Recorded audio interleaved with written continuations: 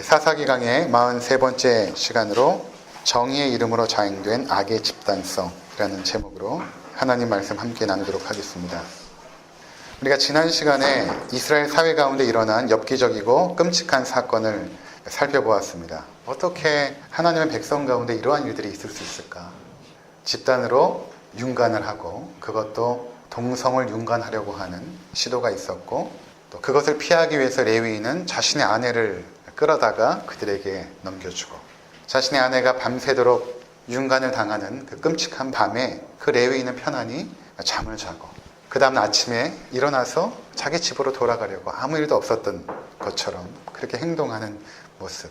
결국 문지방 밑에 자기 아내가 쓰러져 있을 때, 그러니까 죽었는지 살았는지는 성경이 침묵하고 있지만, 그를 데려다가 나귀에 태워 데려다가 12토막으로 시체를 조각을 내서 12지파에 보내게 되는 이러한 그 엽기적인 행각들, 끔찍한 사건, 아마 성경에 나와 있는 가장 잔혹하고 어두운 사건인데 어떻게 이런 것이 성경에 기록되었고 또 우리에게 말씀을 통하여 하나님께서 주시고 있는가 하는 것이 참 우리에게는 충격적이고 의문입니다.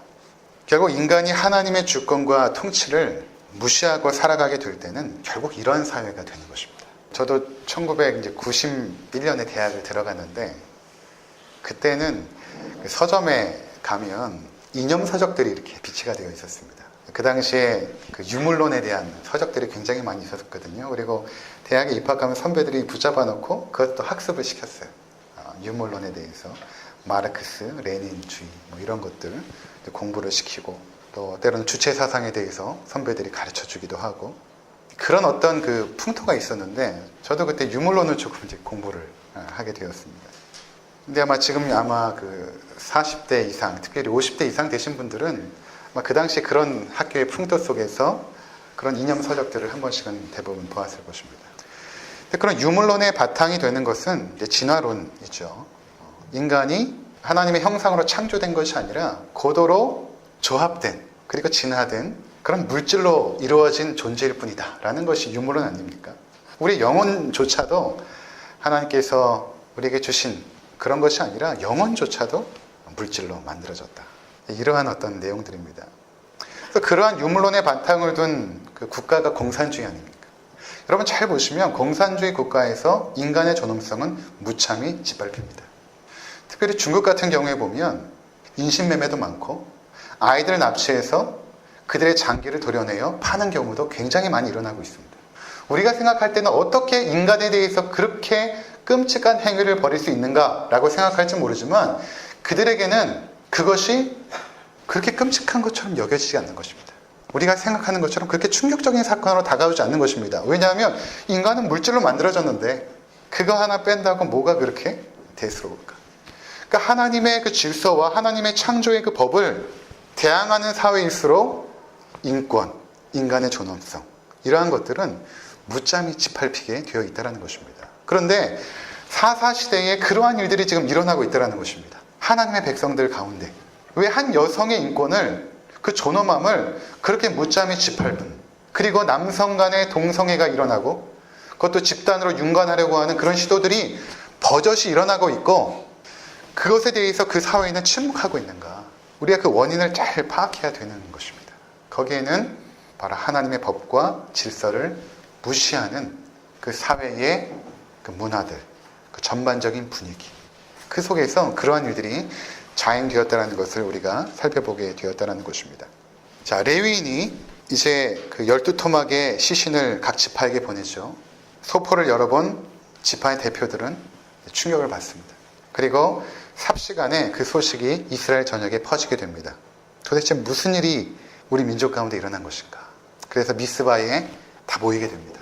성경에 보니까 단에서 브엘세바까지, 이스라엘 지형에서 맨 위에가 단이고 브엘세바는 맨 아래인데 이스라엘 모든 지파들이 미스바에 모인 것입니다. 그리고 레위인의 진술을 듣습니다. 4절을 한번 보시면 4절부터 6절까지 레위인이 이렇게 진술을 합니다. 레위 사람 곧 죽임을 당한 여인의 남편이 대답하이르되, 내가 내 첩과 더불어 베냐민에 속한 기브아에 유숙하러 갔더니 기브아 사람들이 나를 치러 일어나서 밤에 내가 묵고 있던 집을 에워싸고 나를 죽이려 하고 내 첩을 욕보여 그를 죽게 한지라. 내가 내 첩의 시체를 거두어 쪼개서 이스라엘 기업에 온 땅에 보냈나니 이는 그들이 이스라엘 중에서 음행과 망령된 일을 행하였기 때문이라. 이게 지금 레위인이 진술하고 있는 내용입니다. 그럼 잘 한번 보시면 무엇이 잘못되었습니까? 우리가 이미 19장의 내용을 알고 있지 않습니까? 이 레위인의 진술에서 자신의 잘못은 없습니다. 레위인은 자신이 위협을 당하자 자신의 아내를 끌어다가 그들에게 넘겨주었죠. 근데 그런 이야기가 없습니다. 그리고 그 아내가 집단으로 윤관을 당하고 있을 때 자신은 그 아내를 지키지 않았습니다. 그런데 자신의 잘못을 싹 빼고 모든 것을 기부한 사람들의 잘못으로 돌리고 있는 것입니다. 자, 이제 이스라엘 백성들이 그 문제를 들었습니다. 과연 어떻게 그들이 해결할까? 이것이 이제 오늘 본문이 집중하고 있는 내용인 것입니다. 이 문제를 과연 하나님의 백성들이 어떻게 해결을 할까?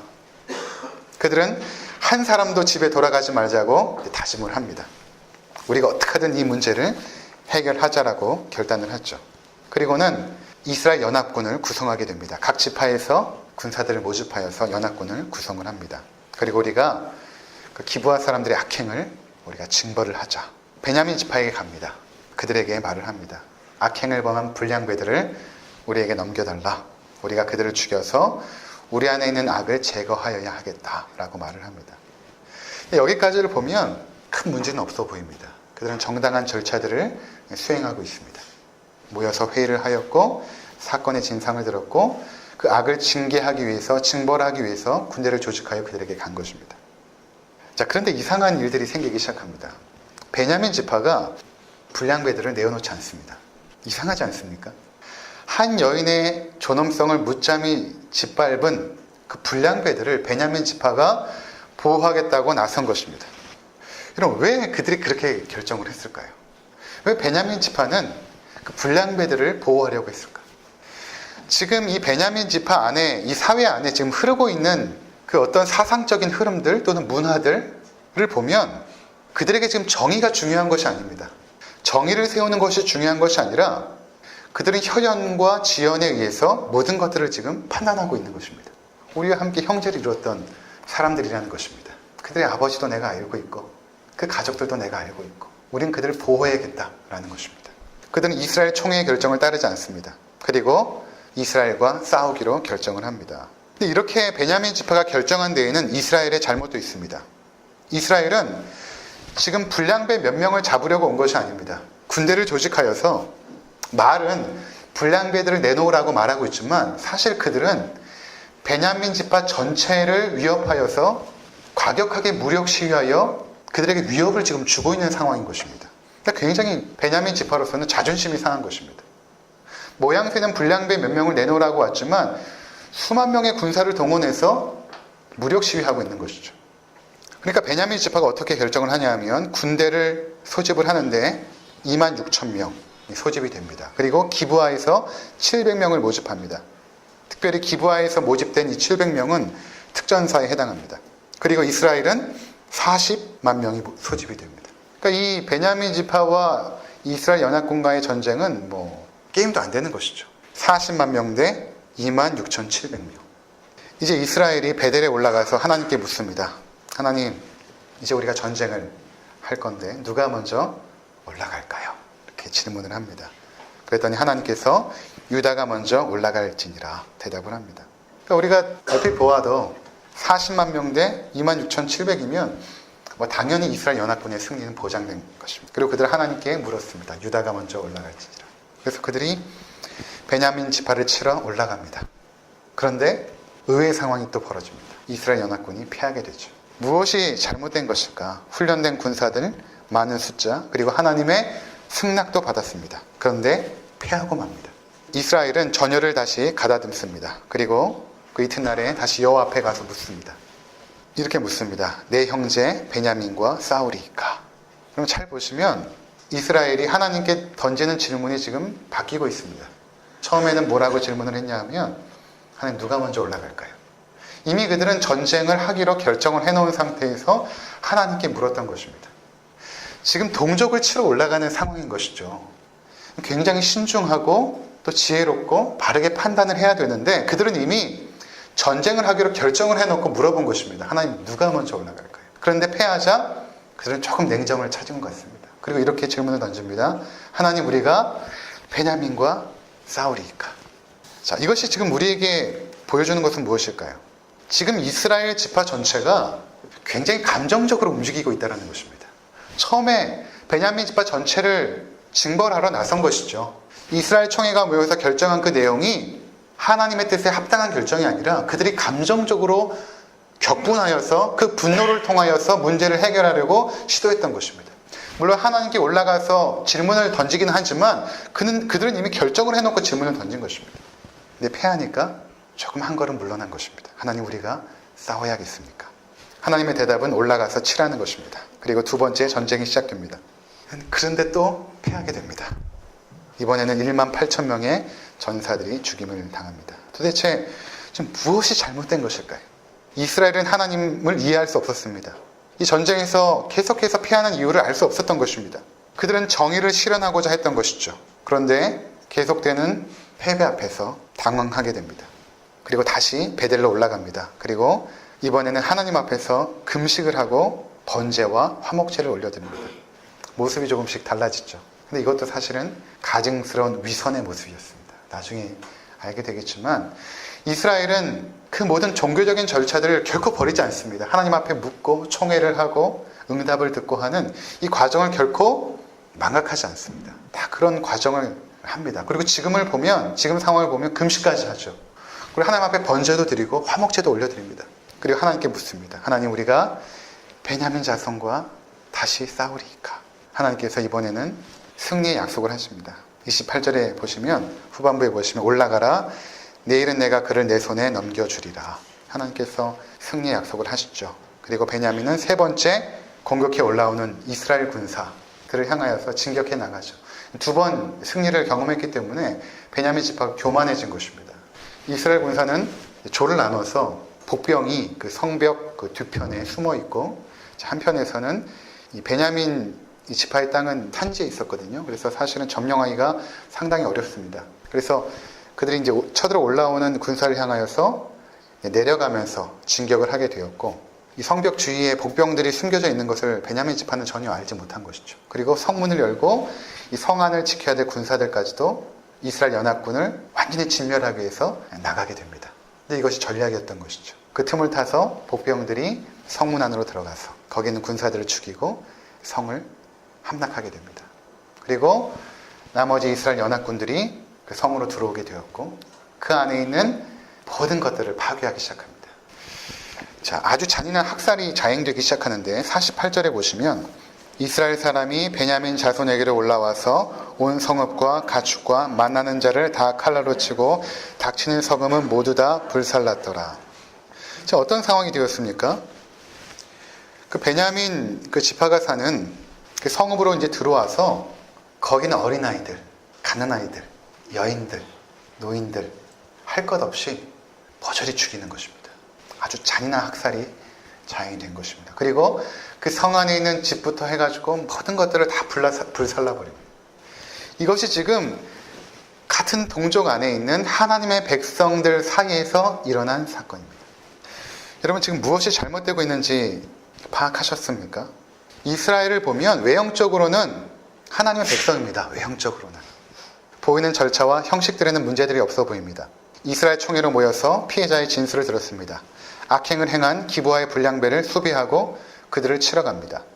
전쟁을 앞두고 하나님께 묻고 응답을 받습니다. 전쟁에 패하자 금식하고 번제와 화목제를 드립니다. 그런데 그 내용을 세밀히 들여다보면 그들은 레위인의 진술만을 듣고 모든 것을 판단하고 움직였습니다. 우리가 알다시피 레위인은 정상이 아닙니다. 어떻게 정상적인 사람이 그렇게 행동할 수 있습니까? 근데 그의 말만 듣고 모든 것을 결정을 합니다. 불량배들을 솔탕할 것이라면 그렇게 많은 군사들이 필요하지 않았습니다. 그런데 군사 44만 명이 모입니다. 이들은 너무나 감정적입니다. 물론 시신을 보고 냉정함을 지키기가 어려웠을 것입니다. 그런데 이들은 굉장히 격분하여서 분노하여서 모든 일들을 지금 처리하고 있는 것입니다. 11절에 한번 보시면 20장 11절, 이와 같이 이스라엘 모든 사람이 하나같이 합심하여 그 성읍을 치려고 모였더라. 이스라엘이 군사들이 모집된 것은 불량배 몇 명을 징계하기 위함이 아니라 성읍을 치려고 모인 것입니다. 그들의 마음속의 분노는 성읍을 타깃으로 삼은 것입니다. 그래서 나중에 어떻게 됩니까? 우리가 읽은 것처럼 다 죽이죠. 아이들, 여인 할 것 없이 성읍 전체를 학살하게 이릅니다. 동족 학살이 잔인하게 자행된 것입니다. 이것이 무서운 것은 하나님의 이름으로 이러한 일들이 벌어지고 있다는 것입니다. 우리가 하나님의 뜻을 받았다, 하나님의 응답을 받았다 라고 하면서 이런 일들이 진행되고 있는 것입니다. 물론 하나님께서는 이 일을 통해서 이스라엘을 지금 징계하시는 것입니다. 하나님께서 처음에 유다가 올라갈지니라 두 번의 패함을 주시고 세 번째는 승리를 주셨지만 그 과정 속에서 범죄한 이스라엘 전체를 하나님께서 징계하는 도구로 이 전쟁을 지금 사용하고 있는 것이죠.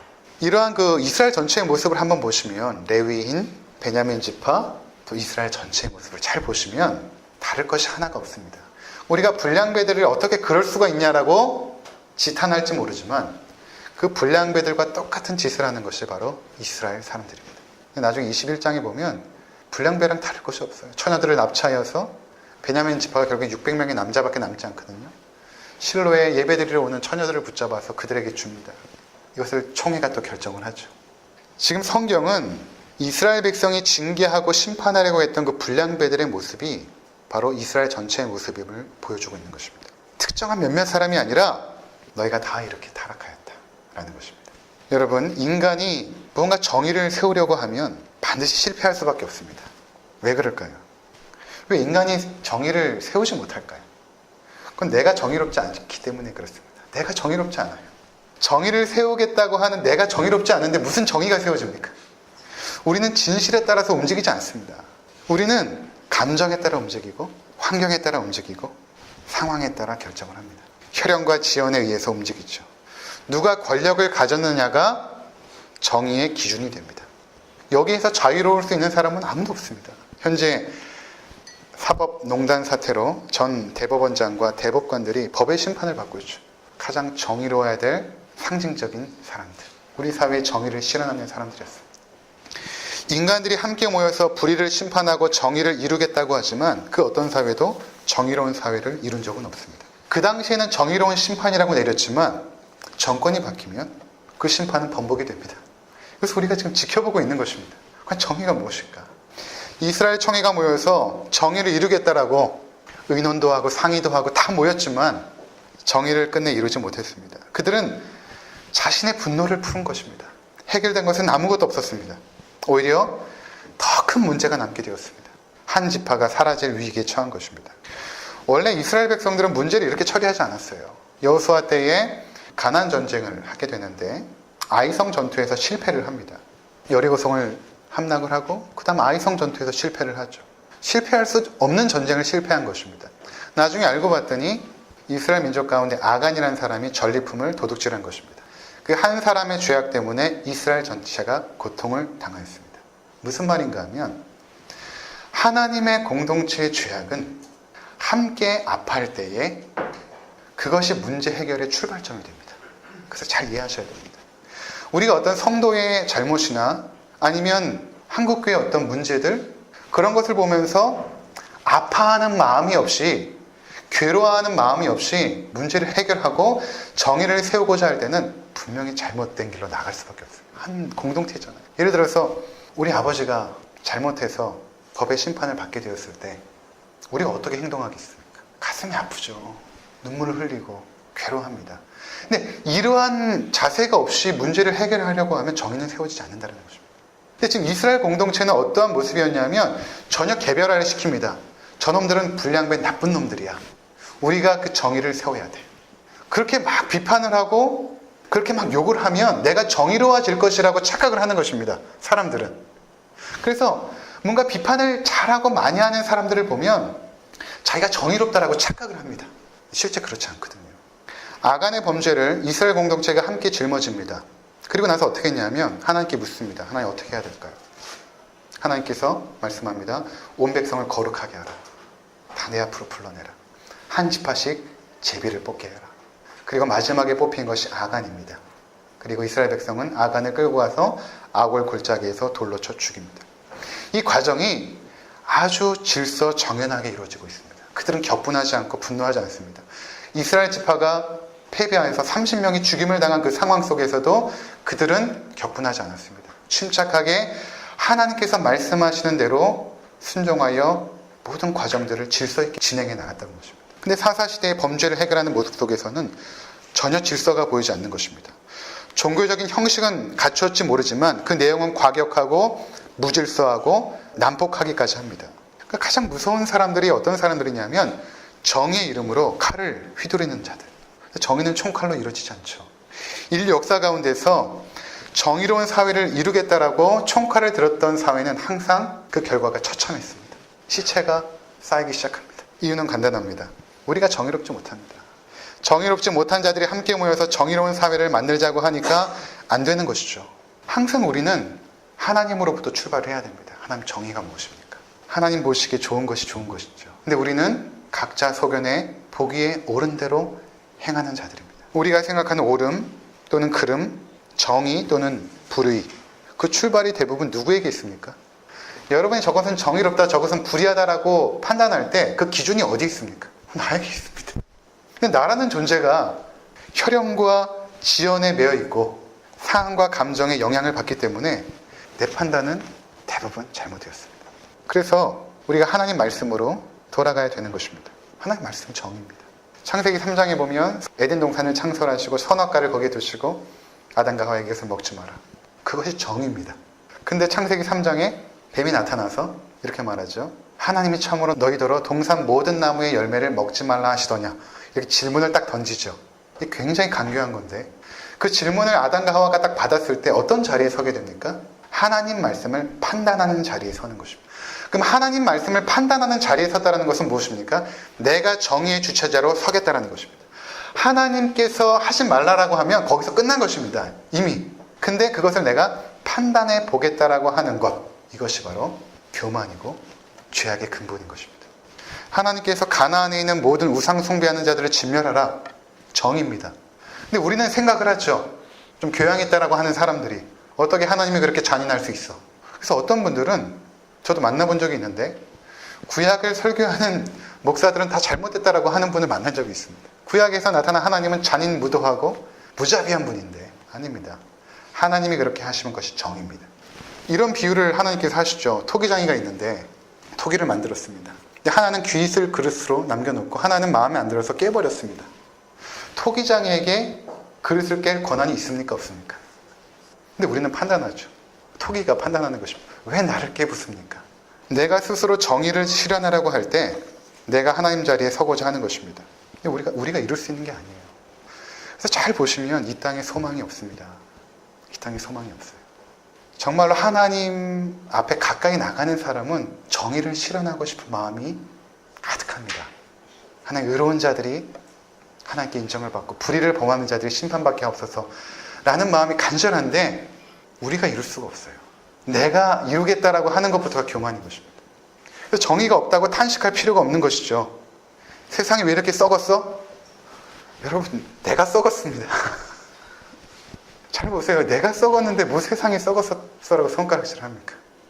세상의 불의를 보면서 어떻게 저럴 수 있냐고 비난할 수 있겠죠. 근데 그 사람과 내가 다를 바가 하나도 없습니다. 제가 두 아이를 키우다 보니까 간혹 TV에서 그 어린이집 교사가 아이들 때리잖아요.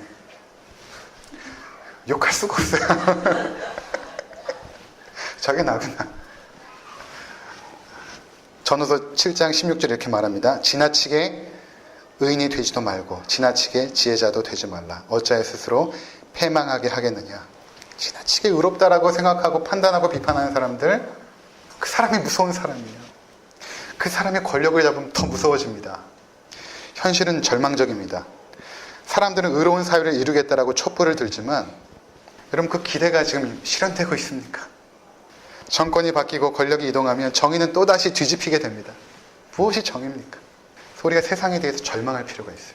아, 이게 현실이구나. 내가 정의롭지 않고 내가 불의하고 내가 썩었고 내가 타락했는데 무엇을 기대하는 것입니까? 세상이. 성경은 우리의 시선과 관심을 하나로 모읍니다.